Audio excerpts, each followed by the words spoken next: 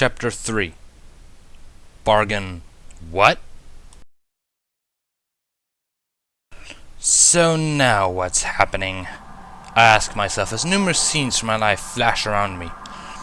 From what I can feel, there are two more presences with me, and they don't seem hostile, which is weird.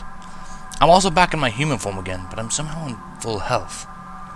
I haven't been in full health for a very long time. I must admit, this is nothing like what I expected, I hear, and I glance behind me at one of the presences. It's an alicorn, a little taller than me, with pure white fur, a shifting rainbow mane, and a tail, as well as royal finery emblazoned with the symbol of the sun. She's gazing at me and the scenes of my life benignly with a massive purple eye. The other is hidden by her mane. "'Tis the truth, dear sister. However, what are we to do with this one?" the other present states, and I turn to face that one as well and find a slightly smaller alicorn with a dark blue coat and a mane of stars. She's in a dark counterpart to the other alicorn's finery, with the symbol of the moon instead, and is apparently judging me. Her eyes are light blue. I raise them both equally and cross my arms. I'm not sure what's happening, but this is apparently the moment this new race tries to kill me for the first time. Or is this the second time? Relax. We're not here to do you any harm. In fact, the purpose of all this is to determine why you panicked so much at literally nothing, the larger one states, and I almost growl at the insinuation that my caution isn't needed. Nothing? Nothing? You're watching my life. I'm not paranoid, I'm cautious, and it's the only reason I'm alive, for you to make your attempt on my life. So make your attempt. Fail miserably like the rest and let me move on. I shout at them, and they're both taken aback by this. We have only just begun to uncover what has happened to thee, have we not? The smaller one asks, and I simply nod at this. If you're really curious, then let's see some of the better moments in my life, I say, before focusing on the scenes of my life that cause it to home in on the more traumatic ones. The image of a man in a black coat fighting me and sticking a soul drink and knife in my leg before cutting my throat out shocks them from what I can tell. Tearing out my own eyes with a rusted knife as they began glowing in increasing intensity before I hurl them away, and the explosion that hurls me backwards brought profound silence. The silence persisted when I showed them the shattering of my name, even as the naming magic was ripped, being my skin into shreds. The finding of my family butchered by the Holy Empire is up next. There's a gagging noise at the image of my younger self picking through the dead bodies of my family, desperate to find a survivor. I turn back to the smaller alicorn and raise an eyebrow. She shakes her head and then nods to the larger one.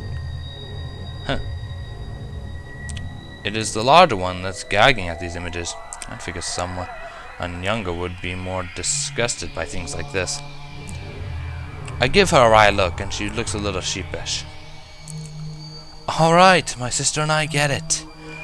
You are completely justified in being paranoid to the point of self-mutilation. Thank you! Finally, someone begins to understand. Or do you prefer the pronunciation Samponi? I ask genuinely. It's rare that someone agrees with me and actually means it. How do I know she means it? I'm not sure. I'll call it instinct. Suspicious. Sister, if you may make a proposition? The smaller one asks, as the larger one, who nods. Stranger, Equestria is a peaceful land, and we are willing to allow you to remain, under the circumstance that thou dost not take any preemptive self-defense measures. Thou may defend thyself, however, doing so at the suspicion of danger rather than actual danger shall not be permitted. Dost thou agree to such stipulations? She lays out, and I go over the conditions in my head before nodding. Certainly seems fair. However, I also reserve the right to flee and break any and all connections and ties if I must, I say calmly, and the two sisters glance at each other before nodding. Well, now I'm suspicious. Relax. There is no need for suspicion, the larger one says, and I take a step back. I'm mostly certain I'm in my mindscape. So if I get even the smallest distance, I might be able to escape these two and begin counterattacking. If you know of my suspicion, then you've most likely used techniques to warrant it, I advise, taking another step back. Or you have very easy to read body language, and we are both very experienced in reading it, she tells me, and I pause and allow her the point. So instead of fleeing, I try to visually relax, which fools neither of them, but their attention is on me and not the slight flow reversal manifesting behind them, allowing me to look into their minds as they look into mine.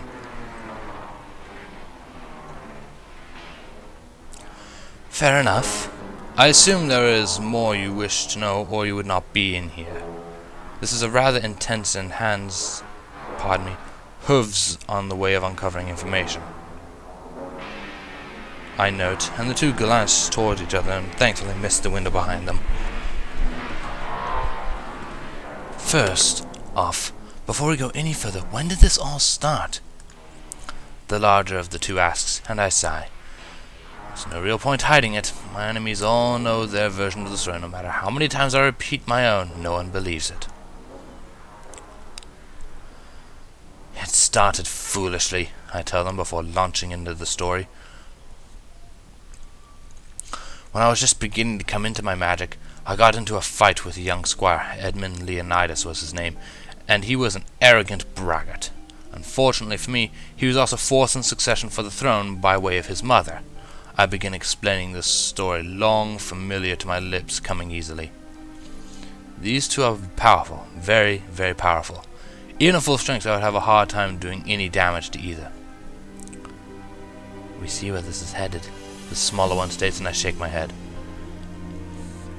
A general direction, maybe, but not the details. A civil war was brewing in a neighboring land that was allied to my home country. Edmund and the knight he was learning under were part of the force sent to help keep the peace. His commanding officer was killed in a riot, and Edmund went on to distinguish himself as a strong leader, and the upper-class nobility began treating him like a hero.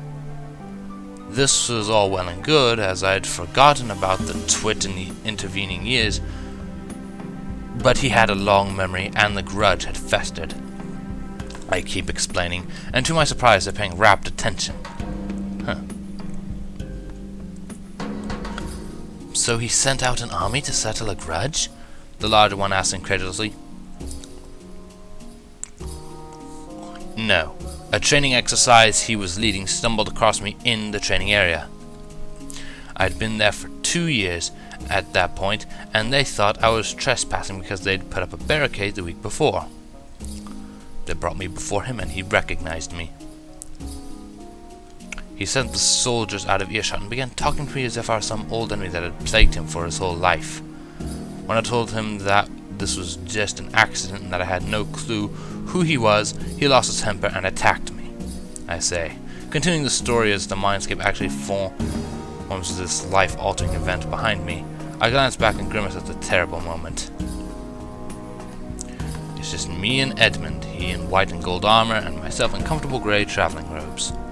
Then him charging in with a massive sword as I sweep a wave of darkness at the blade, trying to counter the attack as the army that were just vague shapes in the background rush forward, screaming for my head. Allow us to guess what occurred next. Thou escaped with some effort, perhaps a few casualties of thy foes, and was burned into the memory of the entire army and this Edmund wretch, the smaller one says, and I nod. To take a rather bold guess, we would assume that this craven brute then somehow ascended to the throne and placed a bounty upon thy life, she says, as I close the window behind the two. The power they have is obstructing too much to get more information, aside from a distinct lack of ill will towards myself and a sense of honesty. That's right. Due to my rather stubborn refusal to die, the bounty kept increasing, attracting more dangerous hunters until I was forced to kill and maim in self-defense, which again increased the bounty. The survivors returned with horror stories about my skill in magic, so Edmund declared my type of magic illegal, which again increased the bounty and made me seem to be more of a monster. I continued, and they both started looking resigned at this point, and glanced at each other as if sharing a secret. There's some history here. So, what happened to Leonidas? Was he overthrown, but you held too much of a legend to be forgotten? The larger one asked, and I shook my head with a sigh. No. fact, he was a shockingly good king. It's just that he never forgot an insult, and to him I had grievously insulted him, and it ate away at the man. I corrected her, finally admitting to the real tragedy of the story. I had by purest accident made a hero my mortal enemy. Really, that's just terrible, the smaller one says, looking conflicted now. I was somewhat vindicated later when his grandson turned out to be a total monster on the throne. I'm not really here or there, but he reintroduced slavery and upped the punishments for criminal acts so that theft was the loss of a hand. Even handling stolen items gets your palms burnt with a branding iron daily for a week, I tell them, and get more than a little satisfaction seeing their eyes widen in horror.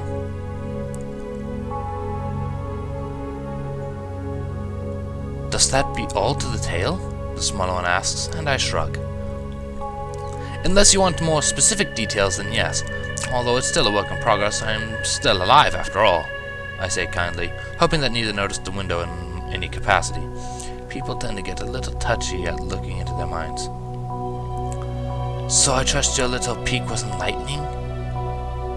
The larger one asks, and I start to back up again. Relax. We'll let you look. What?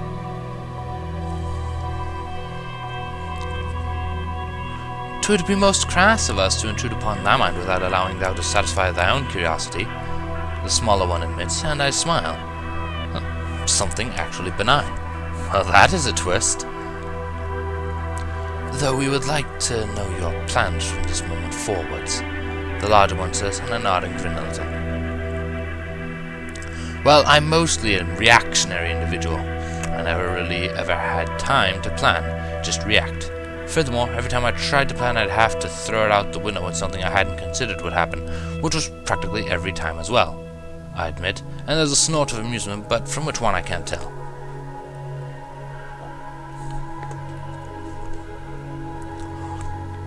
Fair enough, but for argument's sake, let's say you have, 50 years of absolute peace guaranteed. What would you do with it? The larger one asks, and I think for a moment. Well, first get over the natural panic attack, then study into my own natural magics. I can guide and direct not only spirits, but control the forces of life and death too. I can't heal a wound, but I can stop it from being fatal. Blood loss, hypothermia, dehydration, starvation, anything really, as long as I can concentrate. It won't kill, which is why it's not good in a fight. If I'm knocked out, it stops. If I can study healing magic, and then add that into the preservation abilities I have, I could probably heal anyone of anything. If I can make that easily accessed by many, then there would be huge advantages in healing, and the only time a hospital or the like would have a casualty is by the patient's request. I say in my mind, spinning in unfamiliar directions. Normally, my plans boil down to find a cave, make dangerous runes, make dangerous zombies, hide in back of deep cave, make phylactery, and wait for all hell to break loose. Thou art likely to frighten many if ye choose to practice necromancy, the smaller one tells me, and I sigh.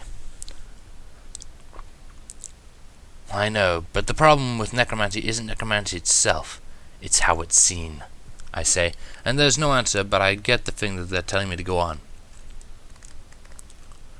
Necromancy controls 5 main circles: pain, flesh, bone, spirit, and death. When you hear those words, you think causing pain, rending flesh, breaking bone, enslaving spirits, and bringing death. That is only a small part of the bigger picture. I begin wondering why the hell I'm explaining this. No one ever listens. No, stop. I have to stop thinking like that.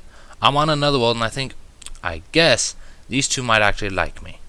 It's crazy, but it might be true. There's more? The large one asks, and I nod eagerly. I can prevent pain. I don't have much practice with it, but I can sew flesh back together. I've been able to fix my broken bones time and again.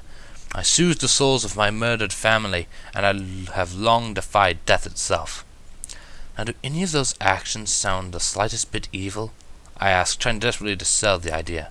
If they get it into their head that my magic is evil, then everything goes right back into the cesspit.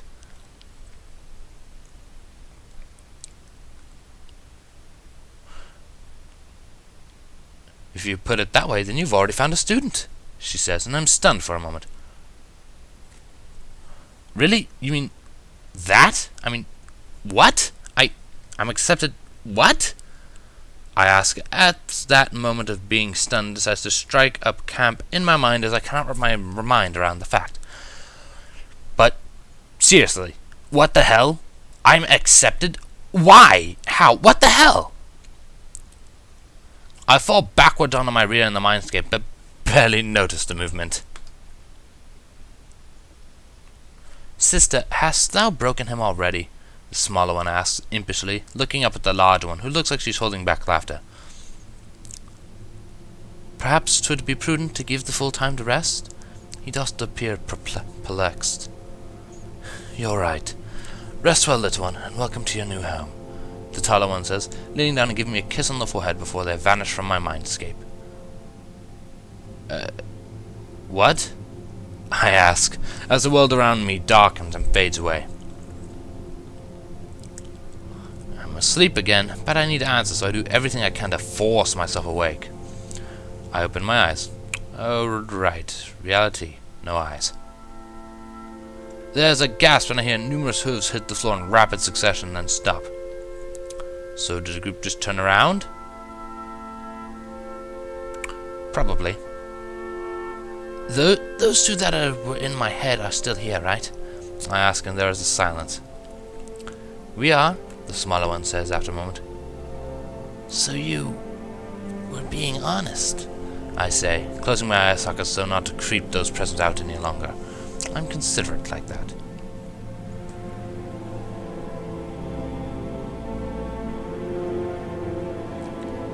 Yes, we are, little foal. You get to stay. There won't be any more attacks of persecution or violence or assassination and all that kind of trouble isn't building up for later. You'll be fed at least 3 times a day, given no personal room, healed of all your current injuries, granted schooling, and no, it's not a bait for a trap. This hollow one explains, and again I'm at a loss for words.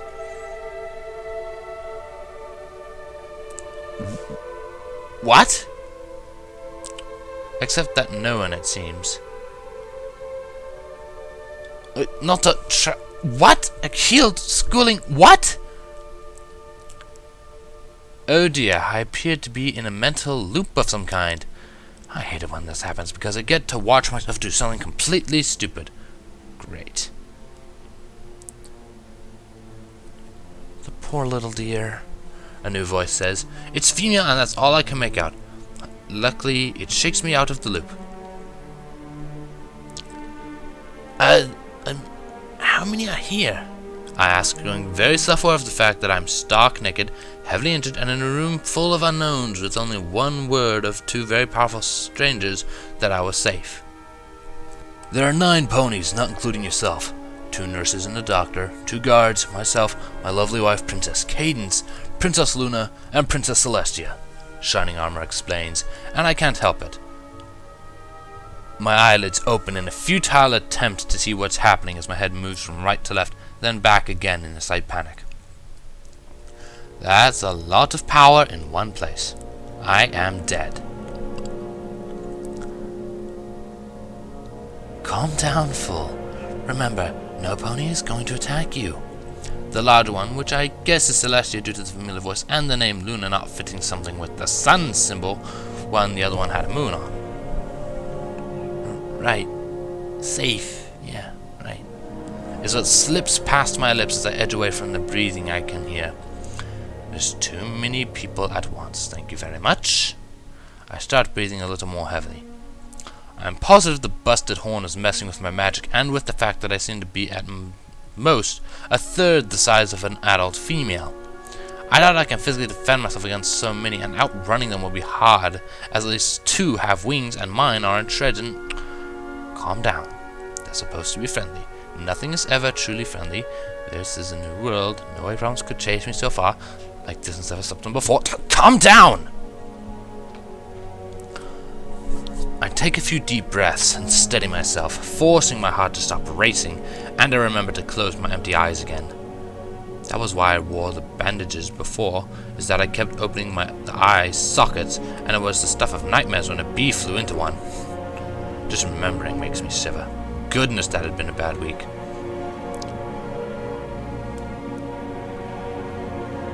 Are you cold? A new voice asks from nearby, and I assume she's a nurse. No, I just remembered when a bee got into my eye socket, I say with a mild shiver, and there are some slight gag noises. Oh, come now! I have fresh wounds from being skewered and you weren't prepared for something gruesome? Look at me! Do I look like I have pleasant stories to share? I ask, and I mean really, I saw myself for a second. I look like I had been used for practice by an amateur butcher, for pity's sake. I'm about to make another comment when my stomach growls loudly. I tilt my head towards it in shock. This is the first time in weeks my stomach has complained. Granted, the past day or so is the first day in weeks I have rested, or bathed, or sat down, or spoken to others.